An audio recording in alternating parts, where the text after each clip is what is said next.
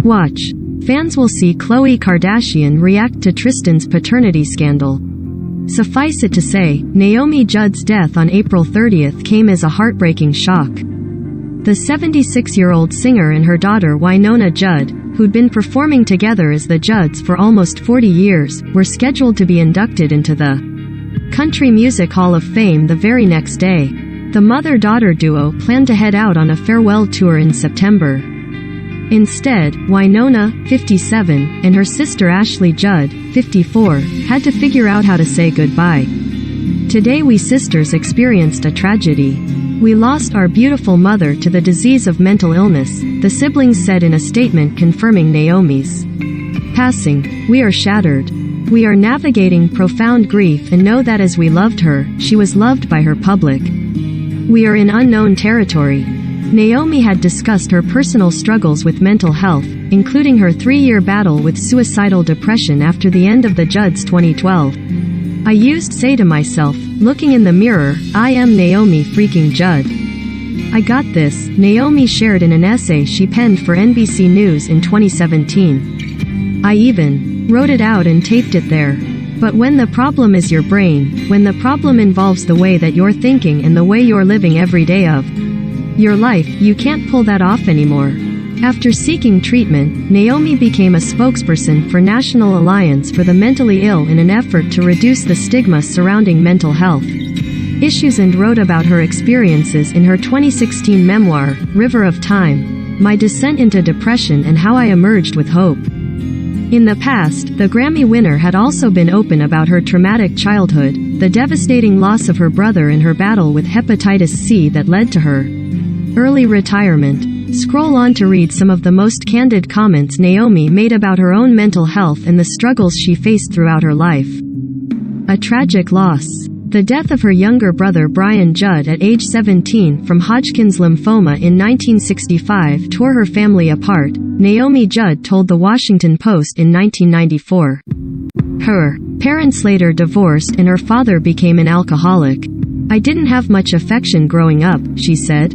I lived in a very undemonstrative family and I know that's why I am so demonstrative and emotional. I've always been this way, walking around like a big piñata, hoping somebody would break me open. Brian's death inspired Naomi's early career as an ICU nurse in Kentucky before entering the music industry with her daughter Wynonna Judd in 1983. Her traumatic past. In her interview on Candy O'Terry's podcast Country Music Success Stories in 2020, Naomi talked about having her first daughter, Wynonna, after being raped by a football player when she was 18 years old.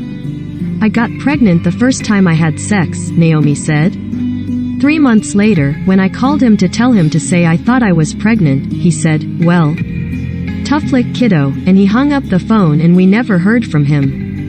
4 years later, Naomi said, she was beaten and raped by a drug-addicted ex-boyfriend who broke into her home. He slapped me across the face, she shared. He tortured me and he beat me real bad and then he raped me and then he took a shot of heroin, and when he took a second dose of heroin he passed out, so I took the girls and went to the sheriff's station. Hepatitis C diagnosis. After winning 5 Grammys and releasing 20 top 10 hit songs in the 1980s with the Judds, Naomi announced her retirement in 1990. The singer revealed that she had been diagnosed with hepatitis C, which she contracted from an infected needle during her time working as a nurse.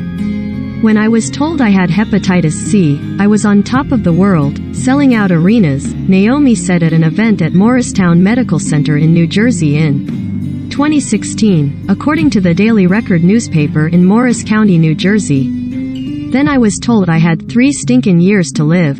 In 1991, she founded the Naomi Judd Education and Research Fund to raise awareness of hepatitis C, and she also went on to become a spokesperson for the American Liver Foundation. Beating the odds. In a 2006 interview with AARP, Naomi explained she experienced symptoms from hepatitis C, including depression, panic attacks, and separation anxiety.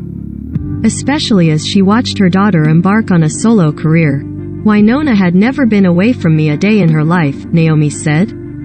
To combat the disease, Naomi underwent extensive interferon treatments which can cause similar reactions to chemotherapy. She also experimented with integrated treatments, telling the magazine that she turned to biofeedback, aromatherapy and meditation.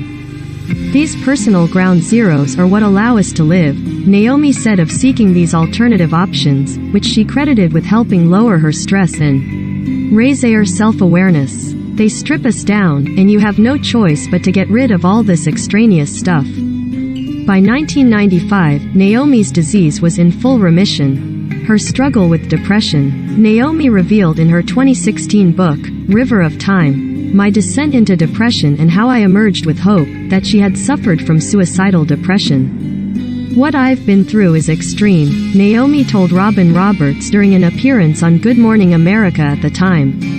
My final diagnosis was severe. They see me in rhinestones, you know, with glitter in my hair. That really is who I am, she continued. But then I would come home and not leave the house for 3 weeks, and not get out of my pajamas, and not practice normal hygiene. It was really bad. Her lowest point. After the Judd's last encore tour ended in 2012, Naomi's her depression took hold, the singer writing in her book that she began to plan how she might jump from a bridge near her Tennessee home. Nobody can understand it unless you've been there, she told People in 2016. It's so beyond making sense, but I thought, surely my family will know that I was in so much pain, and I thought they would have wanted me to end that pain, through suicide. She revealed what ultimately stopped her was the thought of a family member finding her body treatment resistant. During her Candid sit-down on GMA, Naomi explained she was initially treatment resistant because they tried me on every single thing they had in there. That included several stays in psychiatric wards and being prescribed a variety of medications, which Naomi said caused her face to swell up like a balloon and her hands to shake. Ultimately, she said she was compelled to share her story because it really felt like, if I live through this, I want someone to be able to see that they can.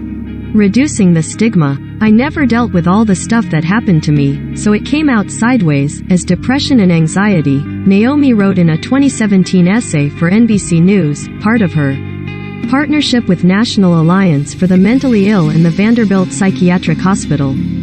Depression is partly genetic, and I have it on both sides of my. She recalled her devastated husband Larry Strickland telling her, I've got to get you some professional help, because I don't know what the heck to do. Her youngest daughter Ashley Judd also encouraged her to help. I had to go into serious treatment, and it was a long road, an incredibly painful road, Naomi explained. There were times when I didn't think I was going to make it. Noting that there were almost 44 million people in America that experience mental illness in a given year, Naomi's goal was to reduce the stigma and let people know that there's power in numbers. It means that there are other people. You're not alone.